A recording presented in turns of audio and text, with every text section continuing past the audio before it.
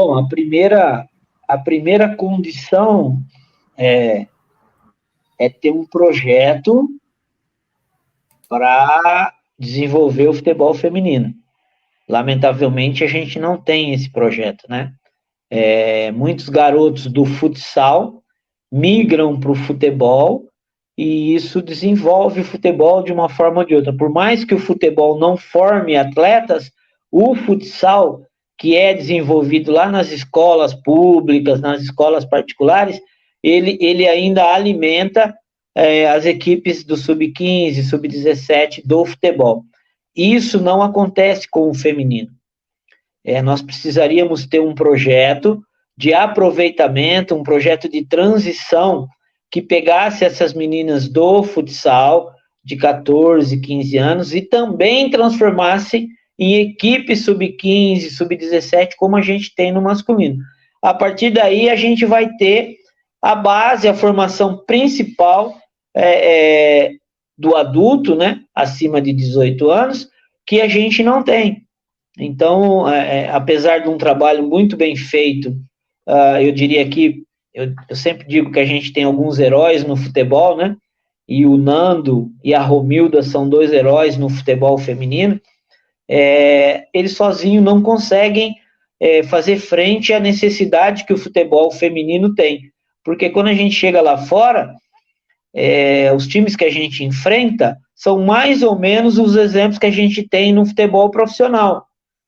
São times melhores estruturados, são times que jogam o ano todo, são times que fazem aí de 60 a 70 partidas por ano, e aí a gente vai com a nossa SERC, que fez 4 jogos. Nós vamos com o nosso comercial, que fez 5, 6.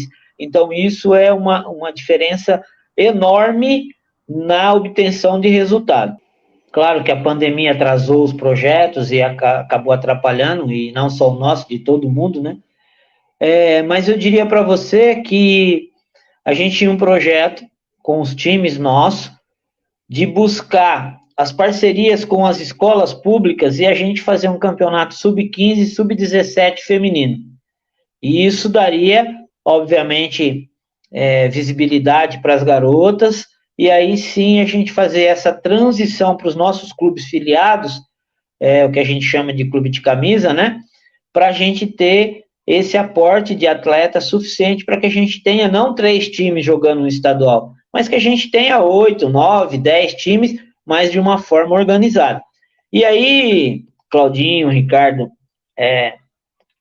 não é uma defesa e nem é uma justificativa, mas uma coisa é o seguinte: quando você vai fazer uma organização de um campeonato de terrão no bairro, não tem o mesmo nível de organização que a federação tem que exigir dos clubes participantes, né? Nós temos que ter um outro nível de organização para resguardar, inclusive, a legislação em que a gente vive. Vou citar aqui, quando você faz um campeonato do terrão, o campo pode estar até com uma rede meia furada, marcada com cal, o árbitro que vai apitar é bem gordinho, né? A gente entende isso e compreende que essa é a forma de jogar o futebol no terrão. E quando a gente vem para a federação com essas mesmas equipes que jogam lá no terrão, porque tem muita gente jogando terrão, muitas meninas jogando terrão, e aí a gente traz para cá, e é o nível o encarte de exigências é muito grande. É ambulância, é médico, é gandula, é maqueiro, é segurança, né? É o próprio aluguel do estádio.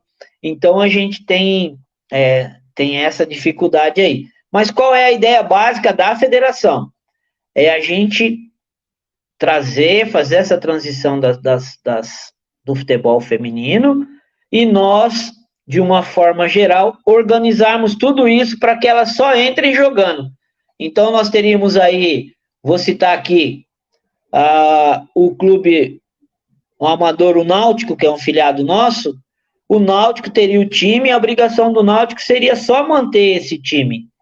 E aí a gente tem essa possibilidade da gente, a federação organizar tudo, ter o campo, ter ambulância, ter tudo isso para esses times femininos só irem lá e jogar. Eu acho que aí a gente conseguiria, talvez, melhorar um pouco o aspecto do futebol feminino em Mato Grosso do Sul.